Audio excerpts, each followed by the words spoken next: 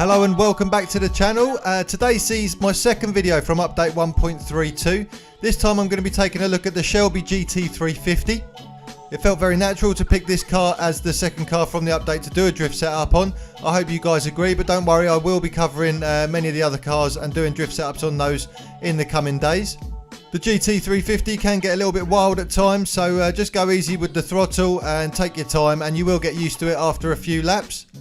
You guys are doing a great job at the moment. You're giving me loads of feedback and you're giving me suggestions for future videos, so please keep them coming. I'm really enjoying reading through your comments, and putting some of these challenges into action will be fun in the future.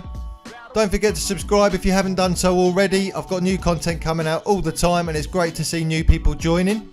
I'm going to take you over to the settings that I've come up with for this car now, where I'll explain a little bit more about this build. So with the Shelby, there's lots of different options here of what you can do with this build. This is what I used to record this video with, but I've also played around with some other settings. And what I'm going to do as I go through is actually explain to you the little bits you can change and what it affects. With this one, the power level I've taken all the way up to level 5 there, all the way to 194%, which gives you 592 brake horsepower. Now you don't need that for some of the courses, but equally if you get used to it and you get used to going very gently with the throttle, I think you'll find a lot more control with this car, so try it like that to start with. Weight reduction I've taken up to level 4 and dropped it to 88%. Now it is an old car, it has an element of weight to it, it certainly feels it because the suspension's quite soft to start with. But equally that feels quite nice because it is an old car. You don't want it to feel all stiff and rigid. It's nice to be able to throw it around a little bit. So I left it there and it feels good to me. Traction control I've set to 0. Now tyre wise I've played on both comfort hards and mediums and it works fine on both. The mediums just give you a little bit more grip when you need it. With the hards sometimes you can just be driving down the straight and the car will just lose it because there's not enough grip there. So again, I'd start with the mediums. If you feel like you want to play around a little bit more, you want to try some reverse entries, put the hards on. You can have a lot of fun with them, but certainly medium's the best place to start. Brake balance I've left as it is at 0. The ride height I've dropped, like all my builds, all the way down to 95 both front and rear.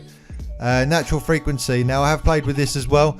Like I say, the car feels naturally very soft on the suspension. It's quite unnerving while you're trying to drift it in some cases. So putting it to 1.76 feels about right to me. It's not too much, but equally you still want it to feel like an old car and enjoy it for what it is. So I think it's a happy medium, but by all means, if it still feels a bit too soft for you, just take that up a bit and that will stiffen the whole car up. Anti-roll bar I've set to 7 on the front and 6 on the back.